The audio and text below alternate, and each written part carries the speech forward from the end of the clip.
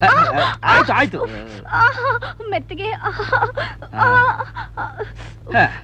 ಅಲ್ಲ ನೀನೊಬ್ಬ ACP ಆಗಿ ನಾವು ಮಾಡಿ ಟ್ರ್ಯಾಪ್ ಅಂತ ಗೊತ್ತಿದ್ದು ಅವನ್ ಕೈನ ಯಾಕೆ ಹಿಡ್ಕೊಂಡೆ?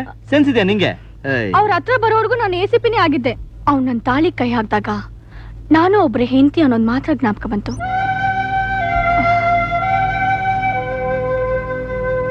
ಏಯ್ ಅಶೋಕ್, ಯಾಕಾಗ್ ನೋಡ್ತಾ ಇದೀಯಾ? ಏಯ್ ಯಾಕಾಗ್ ನೋಡ್ತಾ ಇದೀಯಾ? ಸ್ಟ್ಯಾಚ್ಯೂ.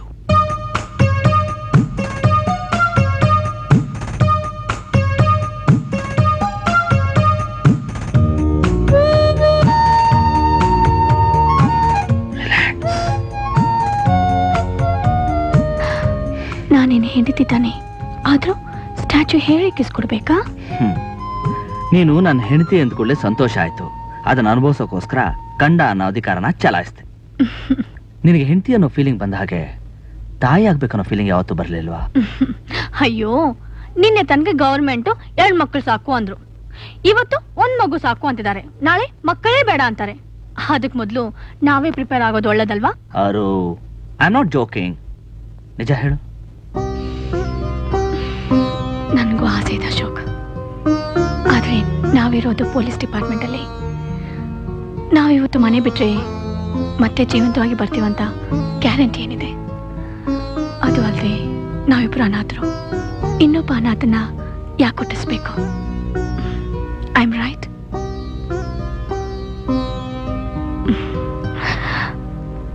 ಮಂಗಳಸೂತ್ರ ಸರ್. ಇವತ್ತು ನಿಮ್ಮ ಒಡವೆ ಎಲ್ಲ ಸಿಕ್ಕೋದಕ್ಕೆ ಕಾರಣ ಸಬ್ ಇನ್ಸ್ಪೆಕ್ಟರ್ ಅಶೋಕ್ ಕುಮಾರ್ ಅವರ ಸಾಹಸ ಮತ್ತೆ ಸಮಯ ಪ್ರಜ್ಞೆಯಿಂದ.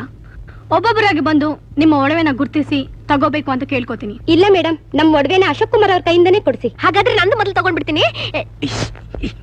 ಅಲ್ಲ ರೀ, ನನ್ ಚೈನು ನನ್ನ ಮಾಂಗಲ್ಯ ಕೊಡ್ಸಿ ದೇವ್ರು ಕಣಪ್ಪ. ನೀವಿನ್ನೂ 100 ವರ್ಷ ಚೆನ್ನಾಗಿರಿ.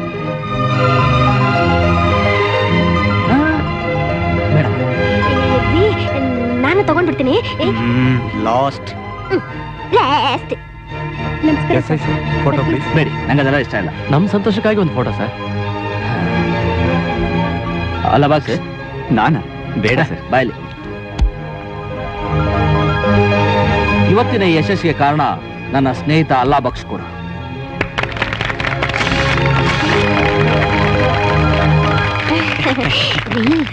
ನೀವು ಹೋಗಿ ತೆಗೆಸ್ಕೊಳ್ರಿ. ನಾನೇನು ಅವ್ರು ಹಿಡಿದಿಲ್ವಲ್ಲೇ? ಹಿಡಿದಿದ್ರೇನಾಯ್ತು? ನೀವು ಡಿಪಾರ್ಟ್ಮೆಂಟ್ ನಲ್ಲಿ ಇಲ್ವಾ? ಹೋಗ್ರಿ ಹೋಗ್ರಿ. ಬನ್ನಿ ಸರ್, ಇಬ್ರು ಫೋಟೋ ತೆಗೆಸ್ಕೊಳ್ಳೋಣ. ಬಾಯಿ ಮುಚ್ಕೋ. ನಾವ್ ಅಲ್ಲಿ ಹೋಗಿ ನಿಂತ್ಕೊಂಡ್ರೆ ಒಡವೆ ಹಿಡಿದಿರೋ ಪೊಲೀಸರಂಗ್ ಕಾಣಲ್ಲ, ಅದನ್ನ ಕದ್ದಿರೋ ಕಳ್ಳರಂಗ್ ಕಾಣ್ತೀವಿ. ಸರಿಯಾಗಿ ನಿಂತ್ಕೋ.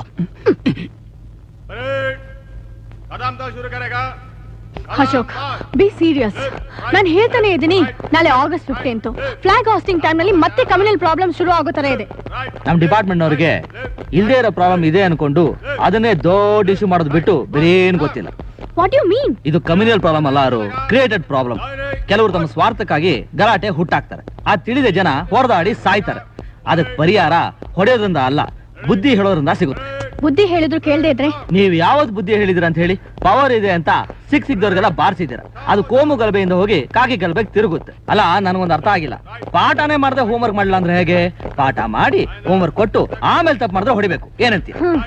ನಿನ್ನ ಹತ್ರ ಮಾತಾಡೋರ್ಗೆ ಬುದ್ಧಿ ಇಲ್ಲ. ನೀನ್ ಸ್ವಲ್ಪ ಟ್ಯೂಬ್ಲೈಟ್ ಅಲ್ವಾ, ಅರ್ಥ ಆಗೋದು ಲೇಟ್ ಆಗ್ಬಿಡು. ನಾಳೆ ನನ್ನ ಹತ್ರ ಪಾಠಕ್ಕೆ ಬಾ, ಎಲ್ಲ ಹೇಳ್ಕೊಟ್ಟು. ಹೌದೌದು, ಪಾಠಕ್ಕೆ ಪಾಠಕ್ಕೆ. ನಿನ್ನ ನಿಮ್ಗೆ ಮಾಡ್ಕೊಂಡು ಹೋಗ್ತೀನಿ. ಸರ್, ಗ್ರೂಪ್ ಲೀಡರ್ಸ್ ಇಬ್ರು ಬಂದಿದ್ದಾರೆ. ಬನ್ನಿ ಬನ್ನಿ. ಸಲಾಮ್. ನಮಸ್ಕಾರ ಸರ್. ಸರ್, ನಾನು ಹಿಂದೂ ಸಮಾಜದ ಲೀಡರು. ನಾವು ಇಸ್ಲಾಮಿಕ್ ಲೀಡರ್ ಸರ್. ಸಾಬಟ್ ಹಿಂದೂ ಮುಸ್ಲಿಂ ಅಲ್ಲ, ಇಂಡಿಯನ್ ಅನ್ಬೇಕು. ರಾಜು ಸರ್, ಕಾಫಿ ತರ್ಸು. ಸರಿ ಸರ್. ಏನ್ ನಿಮ್ ಇಬ್ಬರ ಮಧ್ಯೆ ಗಲಾಟೆ? ಏನೂ ಇಲ್ಲ ಸರ್. ಏನು ಇಲ್ವಾ? ಏನು ಇಲ್ಲದೆ ಮತ್ತೆ ಗಲಾಟೆ ಹೇಗಾಯ್ತು? ಇವ್ರ ಕಡೆ ಯಾರಾದ್ರೂ ನಿಮ್ಮ ಮನೆಗೆ ನುಗ್ಗಿ ದೊರಡೆ ಮಾಡಿದ್ರಾ? ಇಲ್ಲ ಸರ್. ಇವ್ರ ಕಡೆ ಯಾರಾದ್ರೂ ನಿಮ್ಮ ಹೆಂಗಸರು ಮಕ್ಕಳ ಮೇಲೆ? ಇಲ್ಲ ಸರ್.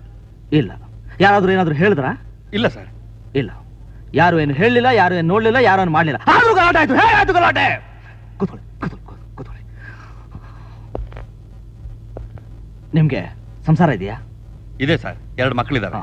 ನಿಮ್ಗೆ? ನನ್ಗೆ 4 ಮಕ್ಕಳು ಐತೆ ಸಾಬ್. ಫ್ಯಾಮಿಲಿ ರೈವಲ್ರೀಸ್ ಏನಾದ್ರು? ಚೇಚೆ ಹಾಗೇನಿಲ್ಲ ಸರ್, ನಾವಿಬ್ರು ಸ್ನೇಹಿತರಿದ್ದಾಗಿದ್ದೀವಿ. ಅರೆ ನಮ್ಮನೆಗೆ ಹಬ್ಬ ಆದ್ರೆ ಅವ್ರು ಬರ್ತಾರೆ, ಅವ್ರದ್ದು ಮನೆಗೆ ಹಬ್ಬ ಆದ್ರೆ ನಾವು ಹೋಗ್ತಾರೆ ಸಾಬ್. ಫ್ಯಾಮಿಲಿ ಫ್ರೆಂಡ್ಸ್, ಇಬ್ರು ಫ್ಯಾಮಿಲಿ ಫ್ರೆಂಡ್ಸ್. ಆದ್ರೂ ಹೊರಾಡ್ತಾ ಇದ್ದೀರಾ, ಸಾಯ್ತಾ ಇದ್ದೀರಾ ಅಲ್ಲ? ನಿಮ್ ಗಲಾಟೆಯಲ್ಲಿ ಮನೇಲಿರೋ ಹೆಂಡತಿ ಮಕ್ಕಳ ಬೀದಿ ಕರ್ಕೊಂಬಂದು ರಕ್ತದಲ್ಲಿ ಯಾಕೆ ಮುಳುಗಿಸ್ತಾ ಇದ್ದೀರಾ? ಯಾಕೆ?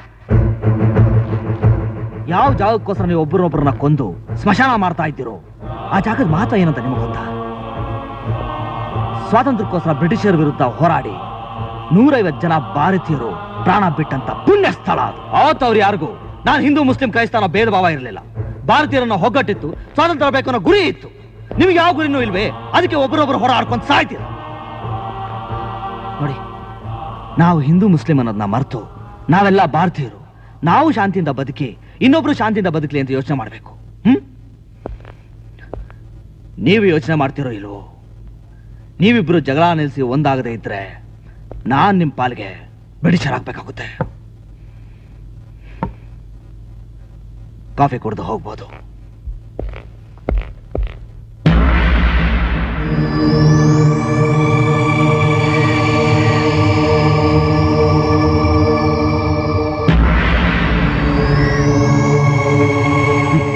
ಬ್ರಿಟಿಷ್ನವರಿದ್ದಾಗ ಬಾವುಟ ಹಾರಿಸೋಕೆ ಪ್ರಾಣ ಕೊಡಕ್ಕೂ ಸಿದ್ಧವಾಗಿದ್ದ ಜನ ಸ್ವಾತಂತ್ರ್ಯ ಬಂದ್ಮೇಲೆ ಪ್ರಾಣಕ್ಕೆ ಹೆದರಿ ಬಾವುಟ ಹಾರ್ಸಕ್ ಯಾರು ಬರ್ತಿಲ್ವಲ್ಲ. ಎಂತ ಮಕ್ಕಳನ್ನ ಹೆತ್ತಿದ್ಯಾ ತಾಯಿ. Hats off you Bharat Mata, hats off you.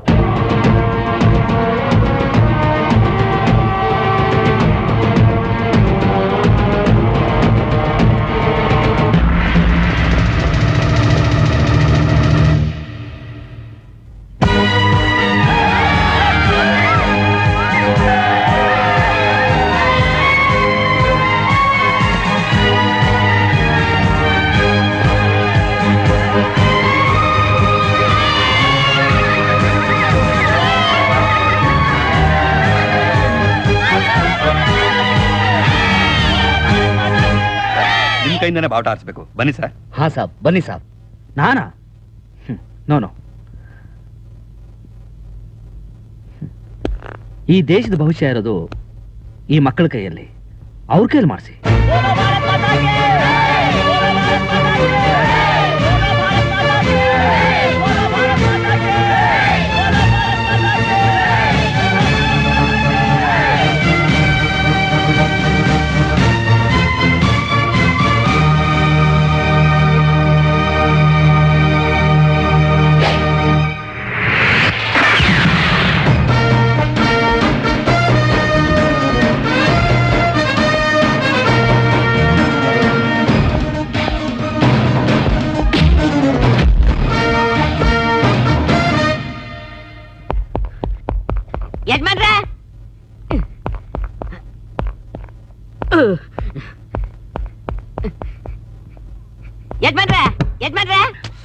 Don't disturb. ನಾನ್ ತಿಲೋತ್ತಮನ್ ಜೊತೆ ಇದ್ದೀನಿ. ಎಮ್ಮೆಗೆ ಇಯೋ ಸಂಕಟ ಆದ್ರೆ ಕೋಣಕ್ಕೆ ಇನ್ನೇನೋ ಕಾಯ್ತ ಅಂತೆ. ಎದ್ ಬನ್ರಿ ಈಚೆಗೆ. ದಾಸೋ, ವಾರದಲ್ಲಿ ಸಿಗೋದು ನನಗೆ ಬರೇ ದಿವಸ, ಅದ್ರಲ್ಲೂ ಇವತ್ತು ಕೊನೆ ದಿವಸ. ಡಿಸ್ಟರ್ಬ್ ಮಾಡ್ದೆ ನಿನ್ ಕೈ ಕಾಲು ಮುರಿದಾಕ್ಬಿಡ್ತೀನಿ. ಈಗ ನಾನು ಹೇಳೋ ವಿಷಯ ಕೇಳಿದ್ರೆ ಇನ್ನೂ 3 ದಿವಸ ಟೈಮ್ ಕೊಟ್ರು ಬೇಡ ಅಂತೀರಾ, ಗೊತ್ತಾಯ್ತಾ?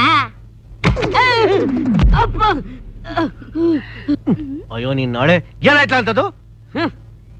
ನಿಮ್ಮ ಇಬ್ರಾಹಿಂ ಭಯ ಒಬ್ಬ ಟೆರರಿಸ್ಟ್ ನ ಕಳ್ಸಿದ್ನಲ್ಲ, ಅವನು ಪೊಲೀಸ್ ಸ್ಟೇಷನ್ ಅಲ್ಲಿ ಟಿಫನ್ ಮುಕ್ತಾ ಇದ್ದಾನೆ. ಇದನ್ನ ಹೇಳಕ್ ಬಂದ ಅಲ್ಲೇ. ಯಾಕೋ ಏನಾಯ್ತು? ಯಜಮಾನ್ರ ಹತ್ರ ವಿಶ್ವಾಸನ್ನ ಪೊಲೀಸ್ನವ್ರು ಹಿಡ್ಕೊಂಡ್ಬಿಟ್ರು ಅಂತಂದೆ, ಅದಕ್ಕೆ ಅವರು ಕಚ್ಬಿಟ್ರು. ನಿನಗೆ ಎಷ್ಟು ಸಲ ಹೇಳಿದೀನಿ, ಒಳ್ಳೇದಾಗ್ಲಿ ಕೆಟ್ಟದಾಗ್ಲಿ ಅವನಿಗೆ ಹೇಳಬೇಡ, ತುಂಬಾ ಟೆನ್ಷನ್ ಆಗ್ತಾನೆ ಅಂತ. ಟೆನ್ಷನ್ ಮನೆ ಹಾಳಾಗೋಯ್ತು. ಅವನೇನಾರು ಬಾಯ್ ಬಿಟ್ಬಿಟ್ರೆ ನಾವೆಲ್ಲ ಸೇರಿ ಕಮ್ಮಿ ಇಡಿಸ್ಬೇಕಾಯ್ತದೆ. ಮೊದ್ಲು ಫೋನ್ ಮಾಡು. ವಿಷಯನ ನಿಮ್ಮ ಹತ್ರ ಹೇಳಿದ್ರೆ ಕಚ್ಚುತ್ತೀರಾ, ಇವ್ರ ಹತ್ರ ಹೇಳಕ್ ಬಂದ್ರೆ ಹೊಡಿತಾರೆ. ನೀನು ಹೊಡೆದ್ಬಿಡು, ಇನ್ಯಾಕ್ ಬ್ಯಾಲೆನ್ಸ್. ಇಬ್ರಾಹಿಂ ಬಾಯ್, ನಿಮ್ಮವನ್ನ ಪೊಲೀಸ್ನವರು ಹಿಡಿದು ಹಾಕಿದ್ದಾರೆ. ನಮ್ ಪ್ಲಾನ್ ಎಲ್ಲ ಉಲ್ಟಾ ಆಯ್ತು. ಇನ್ನು ಸಿಎಂ ಅನ್ನ ಕೆಳಗಿಳಿಸೋದು ತುಂಬಾ ಕಷ್ಟ. ಏನು ಆಗಲ್ಲ. ಅವನೇನಾದ್ರೂ ನಮ್ಮ ಹೆಸರು ಹೇಳಿದ್ರೆ ಪ್ರಿಸನ್ ಮಿನಿಸ್ಟರ್ ಆಗಿರೋ ನಾನೇ ಪ್ರಿಸನ್ ಒಳಗೆ ಇರಬೇಕಾಗತ್ತೆ. ಅವನು ಇಬ್ರಾಹಿಂದು ಆದ್ಮಿ, ನಾಮ್ ವಿಶ್ವಾಸ್. ನಾನ್ ನಾಯಿಗೆ ಬದಲು ಅವನ್ನ ಸಾಕಿದ್ದೆ. ಇಲ್ಲಿ ಪೊಲೀಸ್ನವರು ಹುಲಿ ಬದಲಿಗೆ ಅಶೋಕ್ ಕುಮಾರ್ ಬಿಟ್ಟಿದ್ದಾರೆ, ಗೊತ್ತಾ? ನಾನ್ ತಲೆ ಓಡಿಸಿ ಕೆಲಸ ಮಾಡೋದು. ಅವನು ತಲೆ ಓಡಿಸೋಷ್ಟ್ರಲ್ಲಿ ನಿಮ್ಮಿಬ್ಬರು ತಲೆ ಉರುಳೋಗ್ಬಿಟ್ಟಿರುತ್ತೆ ಅಷ್ಟೇ. ಸ್ವಲ್ಪ ಅದುಮ್ಕೊಂಡು ನಿಂತ್ಕೊಳಕ್ಕೆ ಏನ್ ತಗಂತೀರಾ?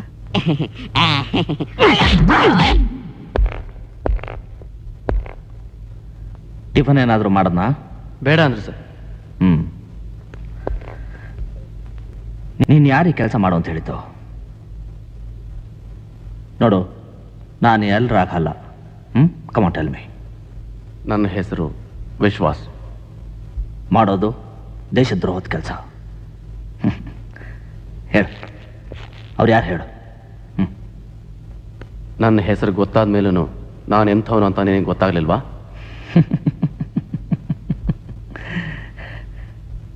ನಾನು ಹೊಡೆದ್ರೆ ನಿನ್ನ ಮೈಯಲ್ಲಿನ ರಕ್ತದ ಜೊತೆ ನಿನ್ನ ಬಾಯಲ್ಲಿನ ಸತ್ಯನೂ ಹೊರಗೆ ಬರುತ್ತೆ.